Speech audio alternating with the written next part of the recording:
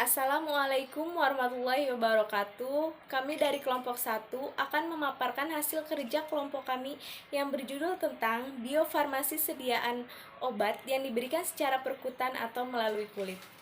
Langsung saja kita dengarkan pemaparan materinya. Menurut Sulastamo, tahun 2013 menjelaskan bahwa kulit adalah organ terluar dari tubuh yang melapisi tubuh manusia. Berat kulit diperkirakan sekitar 7% dari berat total. Pada permukaan kulit terdapat pori-pori atau rongga yang menjadi tempat keluarnya keringat. Fungsi utama kulit yaitu sebagai proteksi absorpsi, ekspresi, pengatur suhu tubuh, membentuk pigmen, membentuk vitamin D, dan keratinisasi. Nah, apa sih yang dimaksud dengan absorpsi perkutan? Jadi, absorpsi perkutan adalah masuknya molekul obat dari kulit ke dalam jaringan di bawah kulit, kemudian masuk ke dalam sirkulasi darah dengan mekanisme difusi pasif.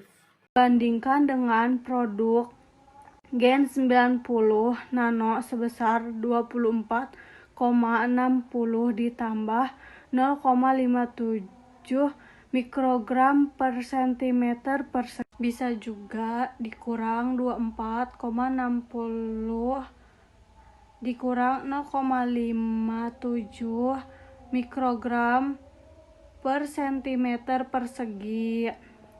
Perbandingan ini dilakukan untuk melihat kualitas, penetrasi, dan formula nanomulsi genistein karena gen sembingan ini dilakukan untuk melihat kualitas, penetrasi, dan formula nanomulsi genistein karena gen 90 nano merupakan produk paten dari kompleks inklusi hidroksipropi siklode. 90 nano merupakan produk paten dari kompleks inklusi hidroksipropi siklodextrin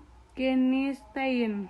Dahuluan isoflavon menjadi sangat populer sebagai bahan kosmetik dengan klaim memberi keuntungan pada kulit seperti mencegah oksidasi lipid, stimulasi proliferasi fibroblasi, menghambat protein tiposiner kinase, mengurangi rusaknya kolagen,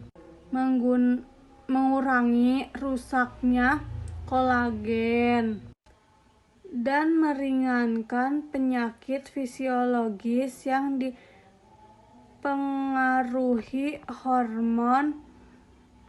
Genistein merupakan aglikon bentuk bioaktif dari glikosida genistik. Genistein lebih baik jika diberikan secara topikal karena genistein diketahui memiliki bioavailabilitas yang rendah setelah pemberian oral karena klirensinya dalam plasma sangat cepat. Tetapi genistein bersifat nonpolar dan memiliki kelarutan yang buruk dalam air. Oleh karena itu, diperlukan suatu strategi formulasi untuk menghantarkan genistein agar dapat masuk ke dalam kulit. Sehingga salah satu cara untuk menghantarkan genistein agar dapat masuk ke dalam kulit. menghantarkan genistein agar dapat berpenetrasi ke dalam kulit adalah dengan memformulasinya menjadi bentuk sediaan nanomulsi. Alat dan bahan.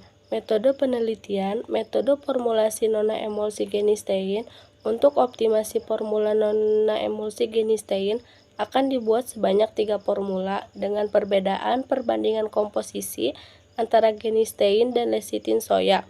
Perbedaan komposisi nona-emulsi pada formula 1 F1, formula 2 F2, dan formula 3 F3 yaitu 0,1 banding 1,5 untuk F1, 0,1 banding 2 untuk F2, dan 0,1 banding 2,5 untuk F3. Pembuatan nona-emulsi genistein yang mengandung genistein dibuat dengan metode emulsifikasi spontan. Selanjutnya ada karakterisasi nanoemulsi genistein, di mana ada pengukuran pH dan viskositas. Pengukuran pH ini dapat dilakukan menggunakan pH meter, sedangkan pengukuran viskositasnya menggunakan alat viskometer Brockfield. Angka viskositas yang ditunjukkan oleh jarum merah dicatat, kemudian dikalikan dengan faktor koreksi pada tabel yang terdapat pada brosur alat. Nilai viskositas diperoleh dengan mengubah RPM dari 0,5 banding 2 banding 5 banding 10 dan banding 20 RPM. Selanjutnya dilakukan kebalikannya dari 20 banding 10 banding 5 banding 2 dan banding 0,5 RPM.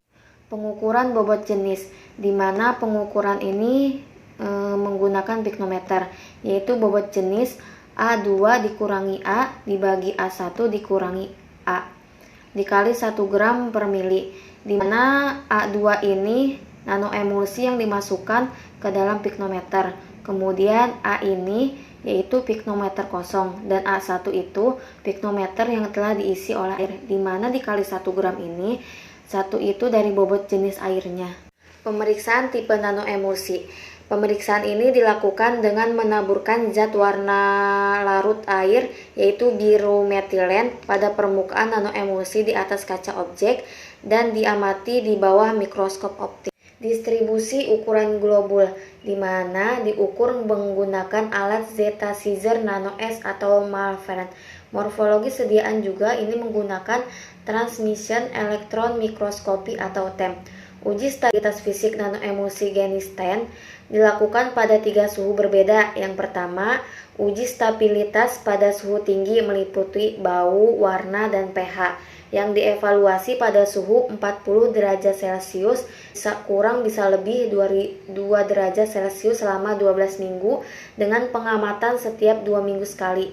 Kedua, yaitu ada uji stabilitas pada suhu kamar yang meliputi bau, warna, dan pH yang dievaluasi pada suhu 28 kurang lebih 2 derajat Celcius selama 12 minggu dan dengan mengamati setiap 2 minggu sekali. Dan yang ketiga itu ada uji stabilitas pada suhu rendah yang meliputi bau, warna, dan pH dievaluasi pada suhu 4-8 derajat Celcius selama 12 minggu dengan pengamatan setiap 2 minggu sekali. Penetrasi in vitro. Untuk uji penetrasi secara in vitro, pelarut yang digunakan ada pelarut datar fosfat.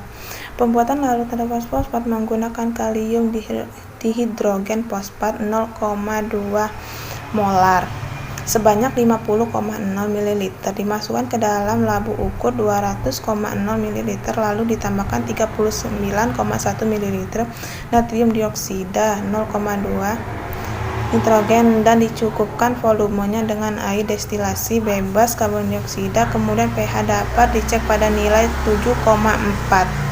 Kemudian dilakukan penyimpanan kulit tikus sebagai membran difusi. Membran yang digunakan adalah membran abdomen kulit tikus jantan usia 8 minggu dengan berat 200-250 gram. Tikus dikarbonkan dengan cara diamestasi menggunakan injeksi intraveronal pretra dengan dosis berlebih, lalu bulu tikus pada bagian abdomen Dicukur hati-hati menggunakan pisau cukur, kemudian kulit tikus pada bagian perut disayat dan lemak-lemak pada bagian seputan yang menempel dihilangkan secara hati-hati dan hasil sayatan tersebut direndam dalam medium yang akan digunakan selama 30 menit.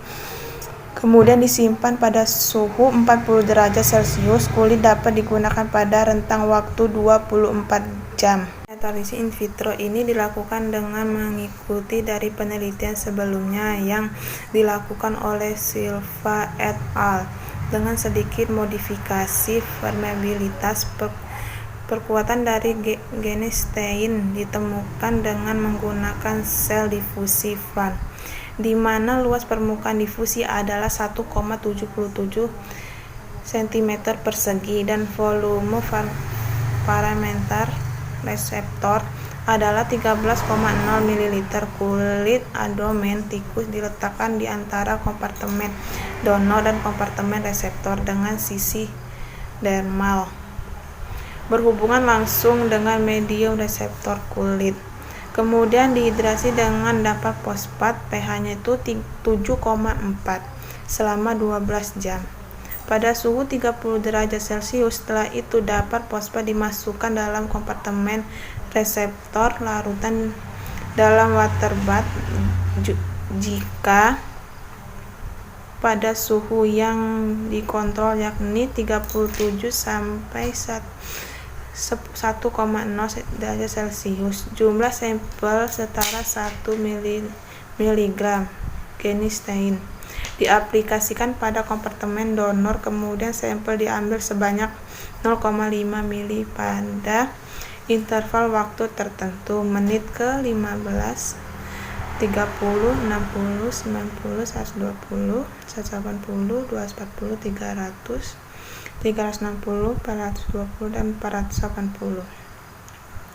Dari kompartemen reseptor dengan menggunakan pipet mikro, kemudian larutan kompartemen segera ditambahkan sejumlah volume yang sama dengan volume yang diambil. Larutan yang sudah diambil kemudian dimasukkan ke dalam tabung sampel lalu dianalisis menggunakan KCKT atau kromatografi cair kinerja tinggi. Penetapan kadar genistein dalam nanoemulsi. Yang pertama yaitu pembuatan kurva kalibrasi. Timbang 5 mg genistein baku, kemudian dilarutkan dengan metanol dalam labu ukur hingga volumenya 10,0 ml.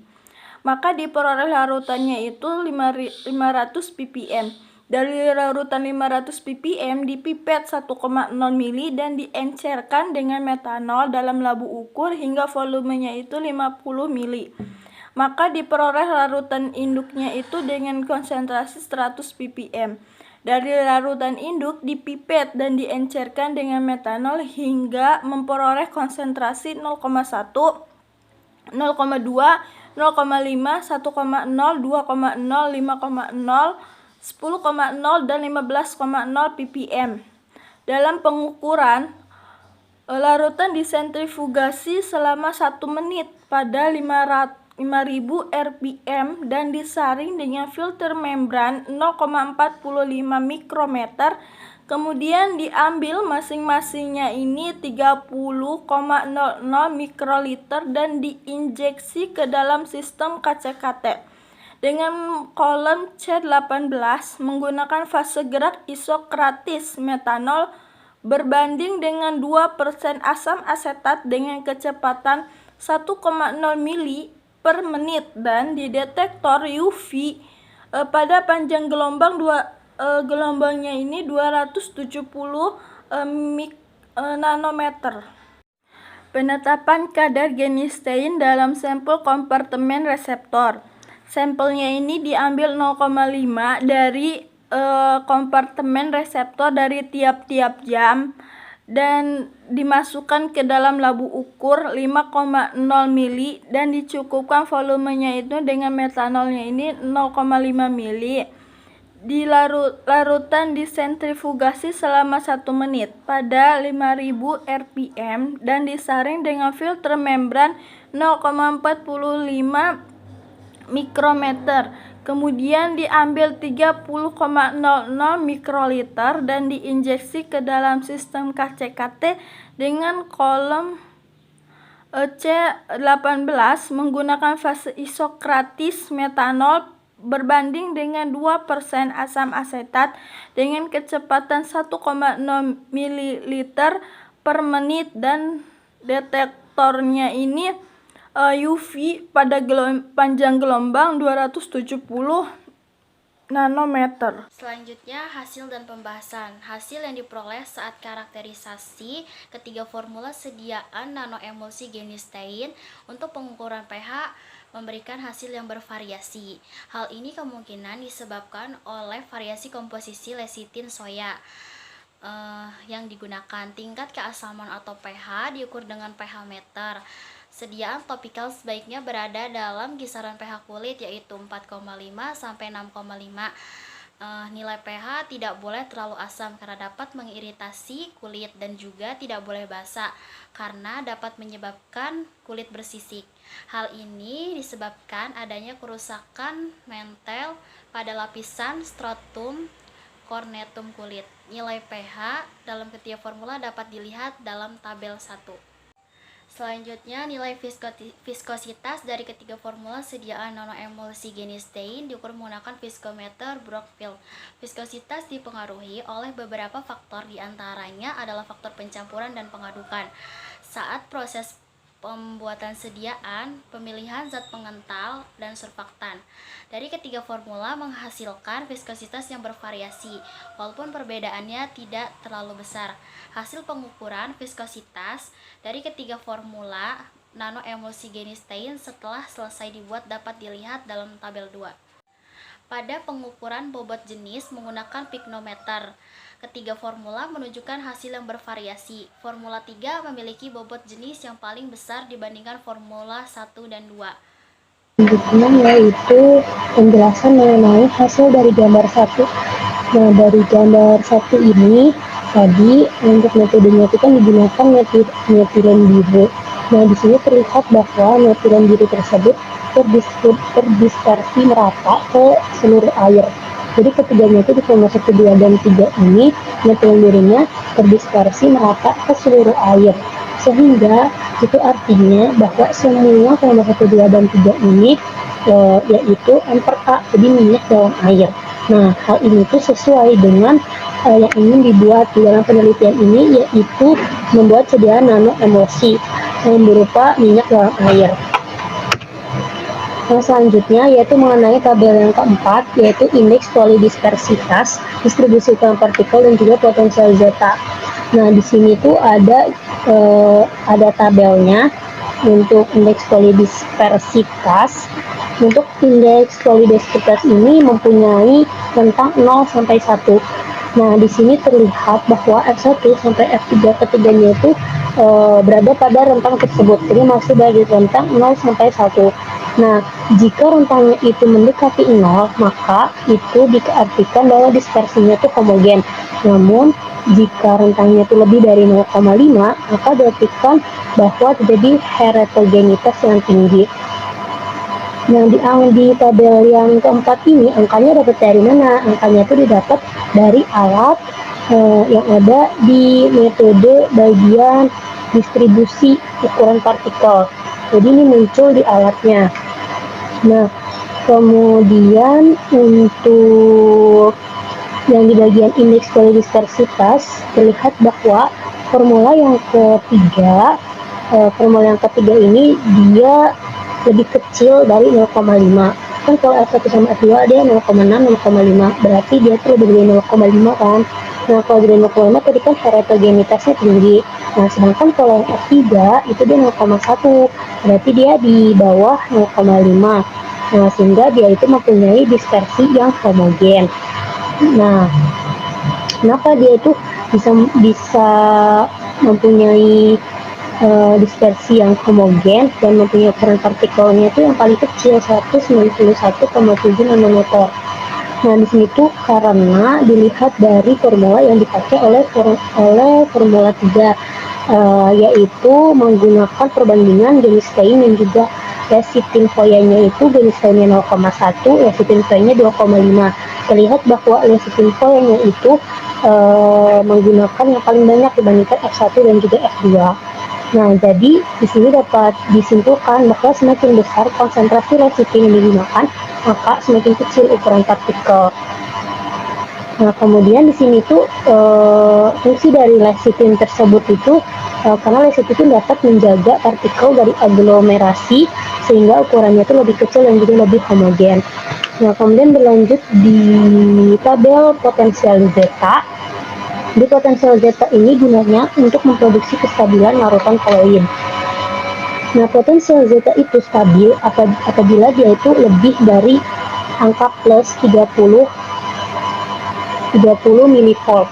Jadi ketika dia itu ininya bentuknya plus, kalau dia lebih besar dari 30 mV, 31, 32 dan sebagainya, itu stabil. Nah, kalau misalkan dia bentuknya minus, kayak yang di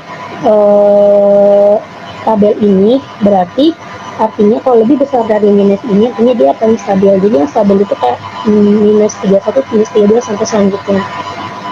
Nah, terlihat di sini itu untuk potensial zeta itu yang paling besar itu ada di formula ketiga, yaitu minus 47,5. Nah, di sini tuh karena potensial zeta lebih besar, jadi dia lebih stabil. Kalau bisa lebih stabil, alasannya yang tadi yaitu karena konsentrasi lecithin yang dipakai oleh formula 3 itu lebih besar dibandingkan F1 dan juga F2, sehingga dari situ dapat mempengaruhi besarnya muatan elektrostatik. Nah, selanjutnya yaitu gambar yang kedua mengenai morfologi sediaan nanoemulsi genistein. Nah, di sini kan menggunakan perbesaran metode gambar. Morfologinya terlihat F1, terlihat di sini F1 dan F2 itu belum cukup membentuk sferis. Jadi sferis itu bentuknya itu bola atau berbentuk bundar. Bentuk bola atau bundar. Jadi di sini F1 itu masih ada beberapa bercak yang bentuknya itu tidak bundar. F2 pun seperti itu. Nah, sedangkan kalau untuk F3 di sini dia berbentuknya itu lebih berbentuk sferis. Jadi lebih berbentuk bola atau bundar.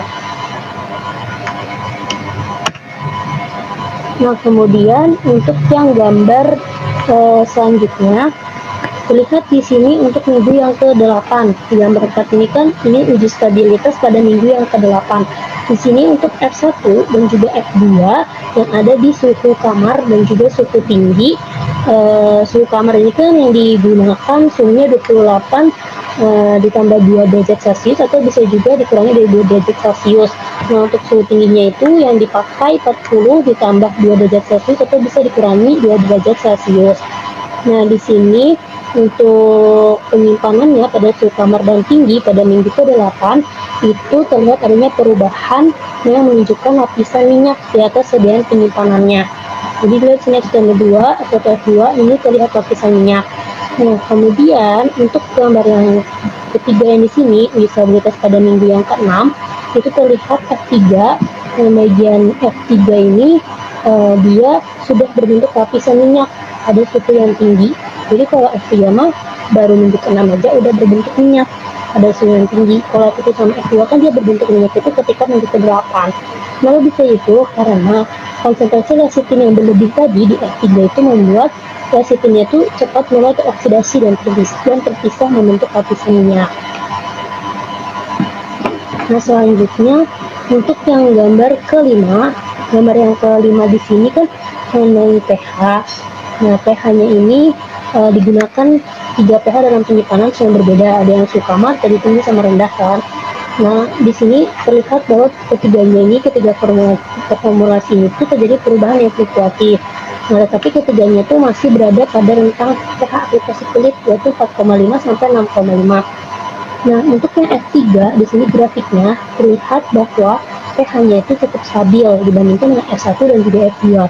Karena terlihat F1 sama F2 itu dia cenderung naik turun. Sedangkan kalau F3 dia cenderungnya stabil antara suhu kamar, suhu dingin ataupun suhu panasnya. Terus selanjutnya yaitu pembahasan dari gambar ke-6 profil perubahan viskositas pada penyimpanan 12 minggu. Nah, di sini untuk minggu ke-0 itu kan berwarna biru dengan minggu ke-0 F1, minggu ke-0 F2, minggu ke-0 F3. Nah, di sini tuh didapatkan F1-nya 62 CPS, terus yang F2-nya 56,3 CPS, yang F3-nya 43,3 CPS. Ini bisa dilihat dari tabel yang viscositas awal tadi ya. Nah, terus yang merah-merahnya minggu ke-12, minggu ke-12 F1-nya 58,9 CPS, terus setelah minggu ke-12 F2-nya jadi 44,4 CPS, terus F3-nya itu jadi 38,1 CPS. Nah, di sini kan dilihat antara F1 nih yang biru sama yang merah, terus F2 biru sama merah, F3 biru sama merah. Ini kan dilihatnya itu yang merah lebih rendah dibanding yang biru kan, lebih kecil. Nah, itu bertanda bahwa adanya penurunan tegangan permukaan dari sediaan sehingga mengakibatkan penurunan stabilitas dari sediaan tersebut. Nah, kemudian di gambar yang ketujuh, di gambar ketujuh ini kan dari ketiga formula itu disimpannya itu pada suhu 4 derajat Celcius selama 24 jam. Lalu dikeluarkan, ini ditempatkan pada suhu 40 derajat Celcius selama 24 jam. Nah, dibandingkan kondisi fisiknya dari sebelum dan juga sesudah pengujian tadi. Nah, dari hasil ketiga formula itu tidak adanya pemisahan fase maupun pengkristalan. Jadi ketiganya itu stabil. Dari F1, F2, F3, pada hari ke-0 sampai ke hari 12 dia itu stabil.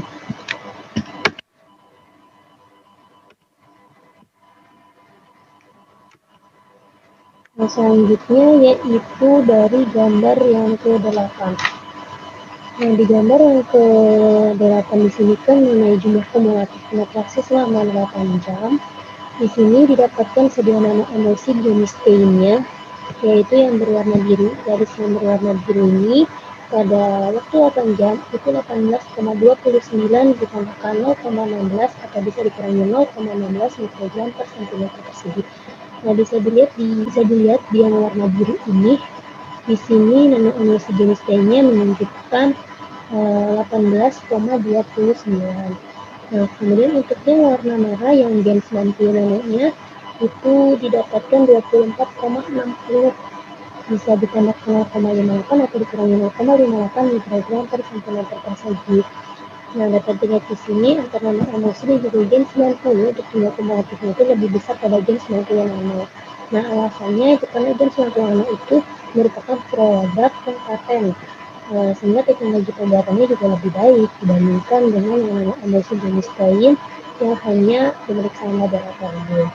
Nah, kemudian untuk yang selanjutnya ada gambar selanjut jenis dari genistein, jenis nano emulsi, emulsi dan juga gen 90 nano.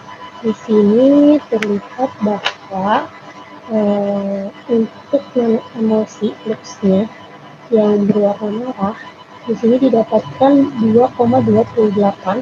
Di sini 2,28 bisa ditambahkan dengan 0,02 atau bisa dikurangi 0,02. Nah, sedangkan yang berwarna hijau flux gen 90 nano didapatkannya 3,07. Di sini yang berwarna hijau 3,07 bisa ditambahkan 0,05 atau bisa dikurangi 0,05. Nah, jadi terlihat di sini bahwa yang paling besar itu untuk flux genisteinnya yaitu pada gen 90 nano. Sehingga disimpulkan bahwa flux gen 90 nano itu mempunyai kecepatan pelepasan obat yang lebih besar. Nah, kesimpulannya formulasi nano emulsi genistein dengan perbandingan komposisi antara lecithin dan juga genistein yang sebesar 2,5 berbanding 0,1, yang lecithinnya 2,5, genisteinnya 0,1 itu dihasilkan sediaan nano emulsinya yang stabil selama 12 minggu pada penyimpangan suhu yang rendah. Dia itu mampu berpenetrasi secara in vitro melalui cell diffusion plants. Nah, jadi adanya kemampuan penetrasi dari nano emulsi genistein ini membuktikan bahwa genistein yang diformulasi menjadi sediaan topikal nano emulsi itu berpotensi untuk dikembangkan menjadi bahan baku sediaan kosmetik.